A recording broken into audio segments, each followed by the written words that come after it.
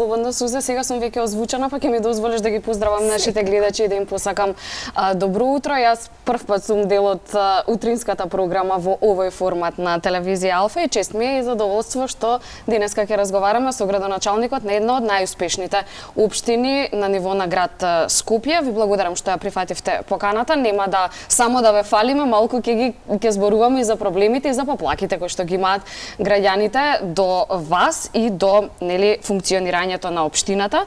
Ќе зборуваме за општина Илинден, меѓутоа она што чинам дека ги интересира сите гледачи е политиката. Јас сум дел од информативната редакција на телевизија Алфа, а вие сте пак дел од ВМРО ДПМН.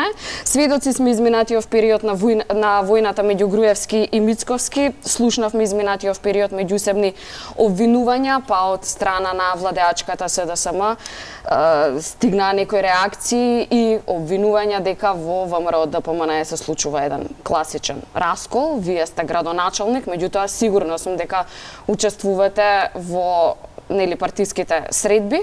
Ке ни кажете ли каква е состојбата внатре во партијата? Има ли навистина раскол во ВМРО ДПМН? Ви благодарам уште еднаш на поканата и ви благодарам и дури за ова прашање, затоа што факт е дека изминатиот период граѓаните многу се заинтересирани за оние внатрешни состојби во ВМРО ДПМН, но морам да потенцирам и да кажам нешто, а тоа е дека овој изминат период, овие недела две, од кога искочи овој така наречен проблем или не знам како да кажам, некој конфликт помеѓу поранешниот председател на ВМРО ДПМН и актуелното раководство. Ако го гледаме состојбата внатре во партијата пред еден месец и сега, можам да ви гарантирам дека кохезијата, внатрешната стабилност на ВМРО ДПМН е многу поголема сега отколку претходно. Особено затоа што граѓаните, па и членството, препозна кој прави, што прави позади кулуарите. Се види дека ВМРО ДПМН е единствениот заштитник на националните интереси на македонскиот народ и на Македонија. И во овој изминат период одолева на многу напади, многу притисоци, кои што се, како да кажам, насочени кон ВМРО ДПМН и раководството, се со цел да подклекне на некои работи кои што нит ги преговарало ВМРО ДПМН, нит ги договарало, па нит има намера да ги исполнува за некого. За жал, внатрешни структури, поранешни, некои... Тука верувам дека мислите на уставните измени, на сето тоа што се случува. Така. Некои луѓе можеби си дозволија мимо раководството и официјалната политика на партијата да пробаат да се договараат позади кулуарите. Од оние информации што ги има партијата, каде што партијата енергично реагира и ги отфрла таквите работи и става до знаење на целата јавност и политичка и граѓанска дека ВМРО ДПМН е цврста, сигурна, цврсто чекори и нема да подклекне и нема да биде разделена, напротив, како ќе изминува времето до парламентарните избори, кои што се надевам дека ќе се случат многу наскоро, ќе бидеме уште појак и не се надевам, него уверен сум во победата, но и во убедлива победа од 61 пратеник, ако како што треба и да биде, нели, на наредните парламентарни избори. Раздели па влада и се извинуваме, многу стара, добро позната игра која што и како се користи, особено во вакви сензитивни периоди кога навистина се случуваат. Меѓутоа на народот не смееме да му ја подцениме интелигенцијата, нели Елена? Така е, судот на народот е последен, така е. Впрочем и народот ги гласа за да бидат на тоа место каде што се и да ги носат одлуките во име на народот, дали се добри или лоши, тоа ќе си пресуди народот на избори, дали ќе бидат редовни или нели предвремени, тоа останува да видиме. Не можам да не ве прашам градоначалник за скандалот што се случи вчера во собранието. Вие сте денеска во друштво на две жени, а вчера во собранието се случи еден инцидент. Така да го наречам, додека пратеничката на ВМРО ДПМН Дафина Стојановска се обраќаше од собраниската говорница, изреагира бурно, но оправдано, затоа што од другата страна вице-премиерот Маричиќ, како што кажува нели пратеничката, и дофрлил и испратил бакнежи и несоодветни гримаси. Дозволиво ли е за еден вице-премиер да се однесува вака? Сега ние тврдиме од тоа што го кажува пратеничката, од тоа што го кажува вице-премиерот го демантираше тоа, меѓутоа ние во јавноста досега не видовме снимки од што точно се случувало, дали имало такво нешто, а во собранието има камери кои што можат да го уловат тоа. Токму така, јас за оваа работа дознав преку медиумите нормално и оно што го следев по медиумите, очигледно е дека пратничката Дафина тоа што каже, што го направил вице-премиерот Маричич е прво недолично, не личи на еден прво на маж, човек, јас сум маж па кажувам тоа, а исто така не личи на еден функционер, владин, вице-премиер кој што обавува таква висока функција. Особено па тоа што се случило во законодавниот дом, во највисоката институција во државата и тоа толку на поставување пратенички прашања. Такво неделично однесување не е ни за на пазар, а камоли за на таква институција. Во однос на демантирањата, како што и споминавте, ја колку што сум информиран, собранието е добро опремено и звучно и со снимање, со камери, така да ако е тоа невистина, можат да го демантираат и да ги извадат тие снимки. Но очигледно е дека избегнуваат тоа да го направат и очигледно е дека тоа и се случило, зашто искрено жалам, пак ќе кажам, и сметам дека најмалку што може јавно да искочи вице-премиерот да се извини пред се на пратеничката Дафина и на целиот женски род, ако ми дозволите, затоа што таков однос е стварно низок и е безпредметно да се коментира. Фејсбук не е место за извинување, нели? Така е, значи се знае како иде таа процедура за извинување, нормално.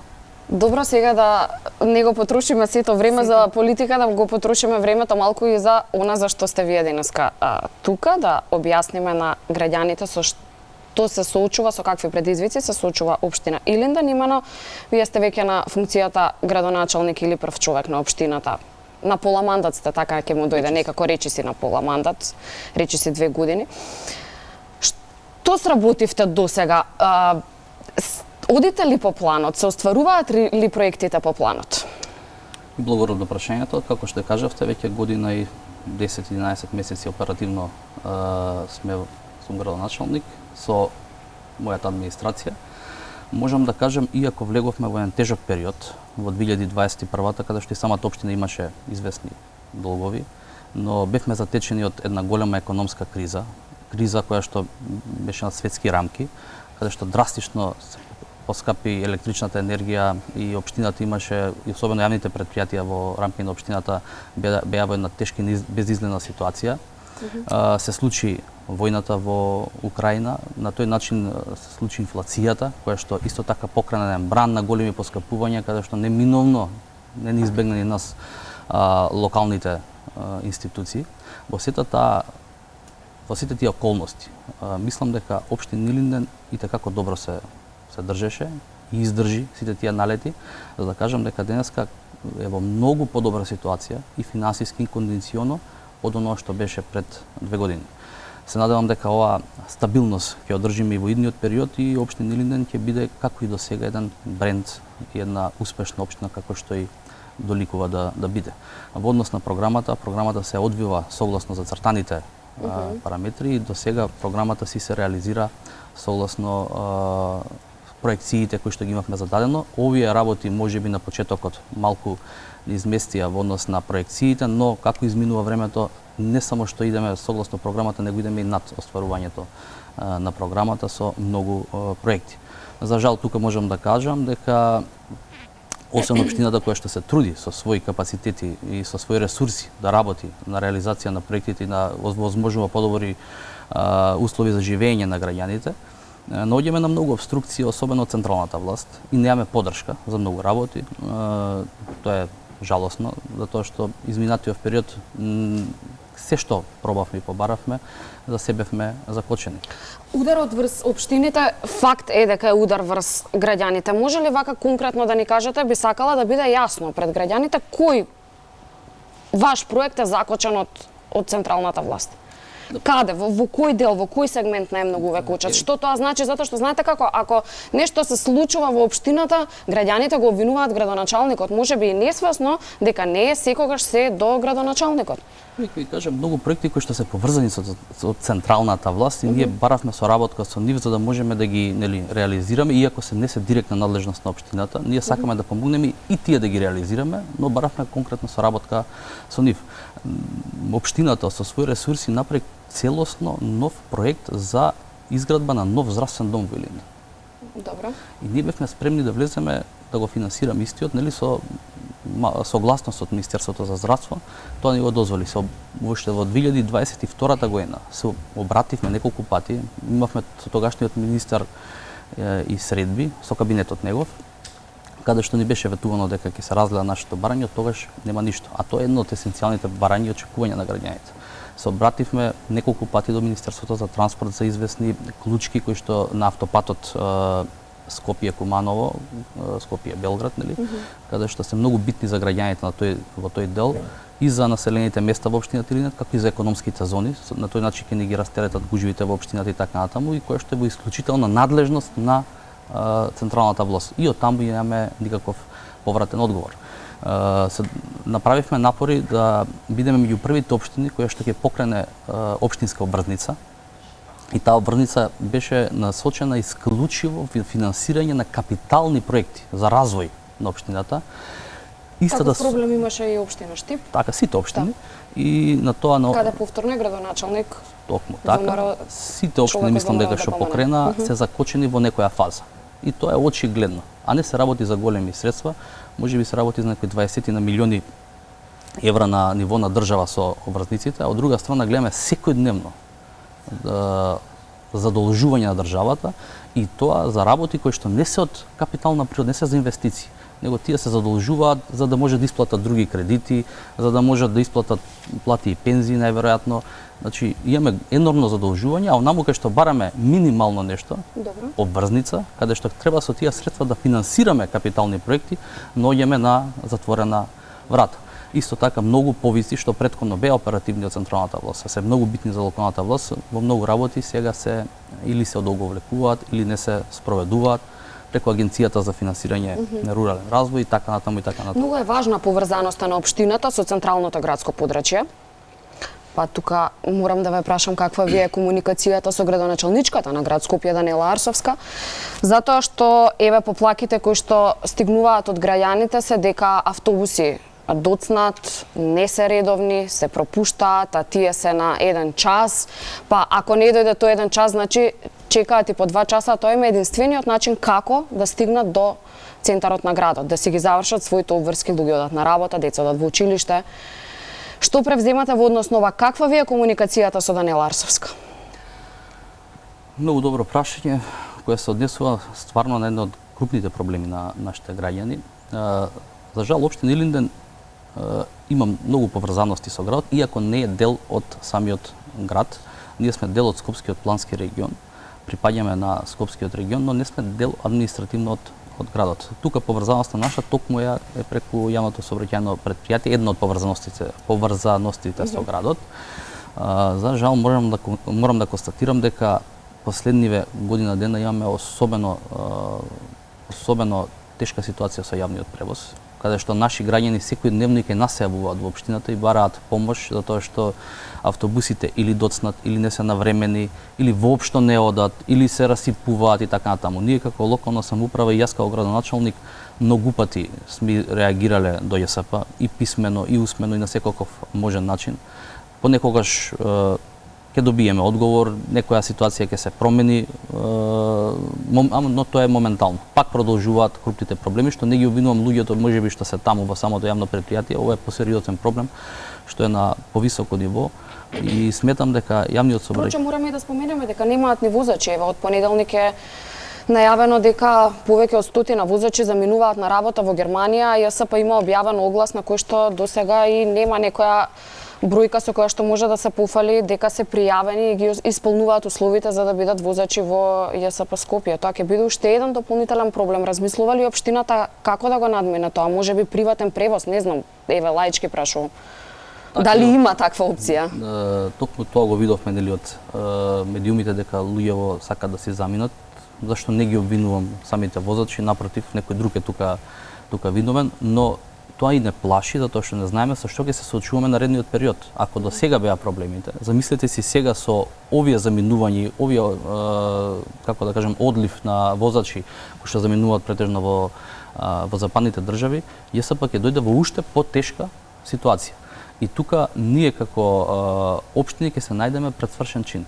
За жал, јавниот превоз, така е дефиниран и со одлука и со закон, е централизиран, односно под градот, каде што има градски линии и приградски линии, но дефинитивно ќе треба да се размислува во иднина за некој си нов систем на воспоставување на превоз, за тоа што ако продолжат овие проблеми, не знам кај ќе ни биде крајот. Факт е дека се шири општина Илинден. Така.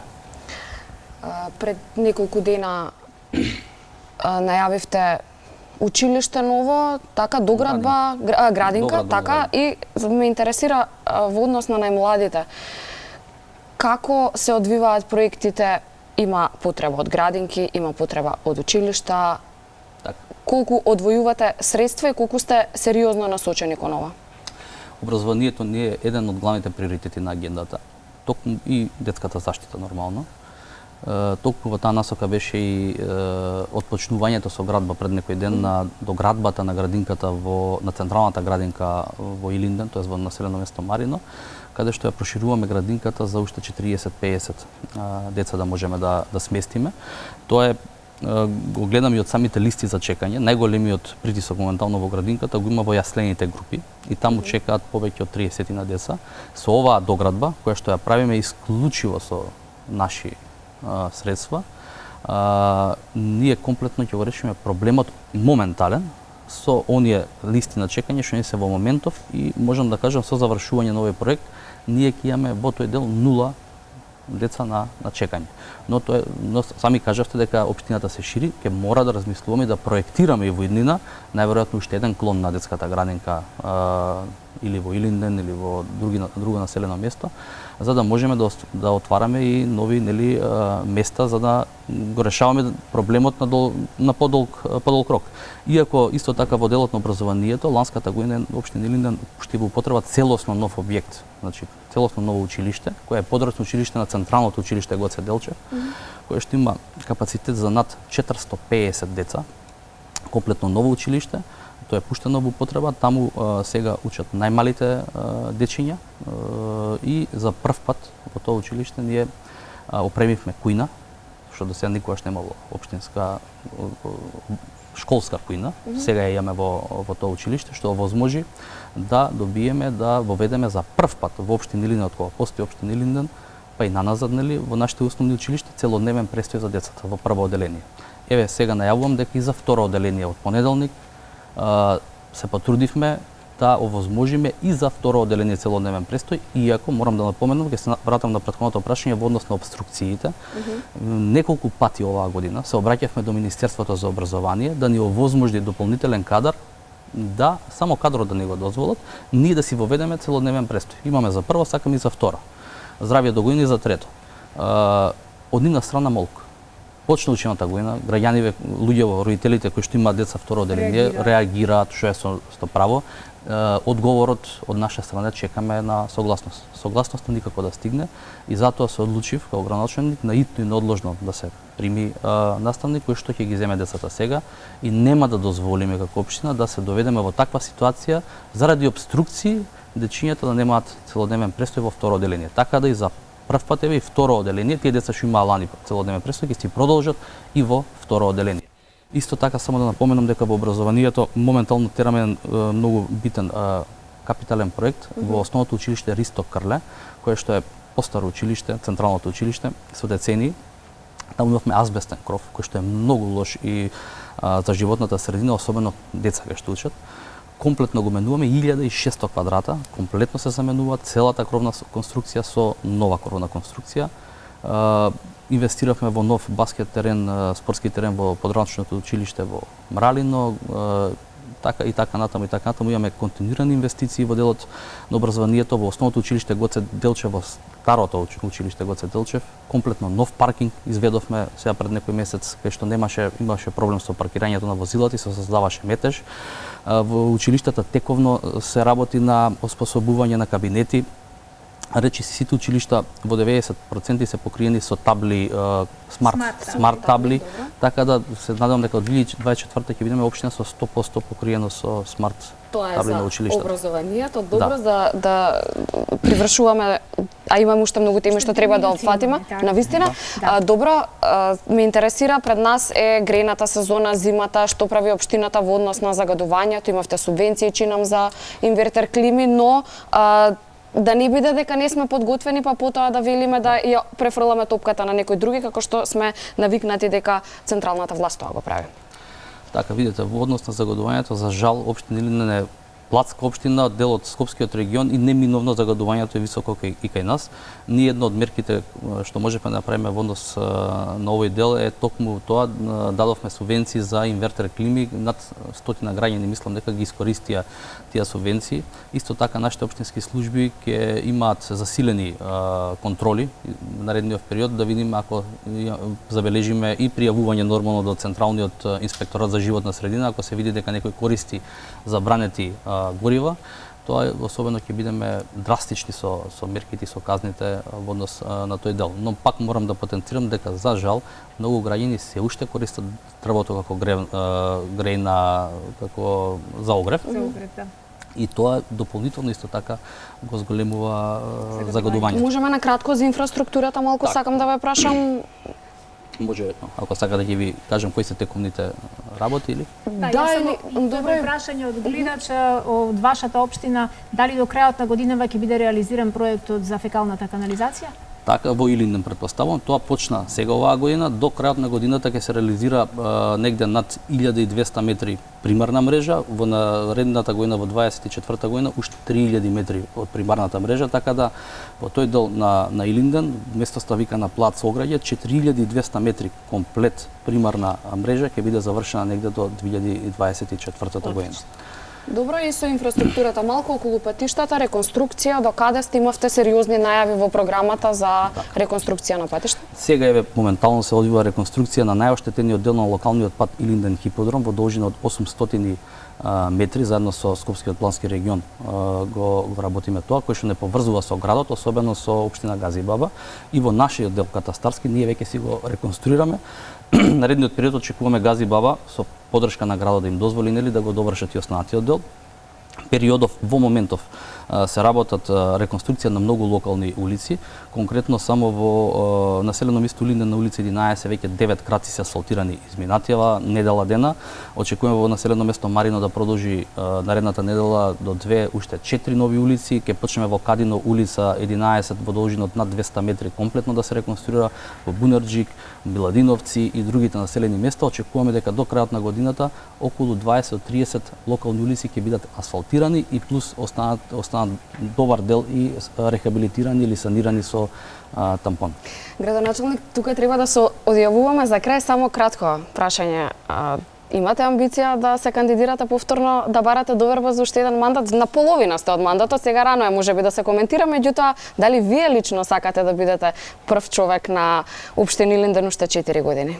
Па се уште е рано, иако овие 2 години има и така, нели, но како да кажам, ако имам довербата од граѓаните, ако имам поддршката од моите соработници, одговорот ќе биде позитивен, но тоа ќе биде таму негде пред завршетокот на овој мандат, тоа ќе го добиеме целосниот одговор од моја страна.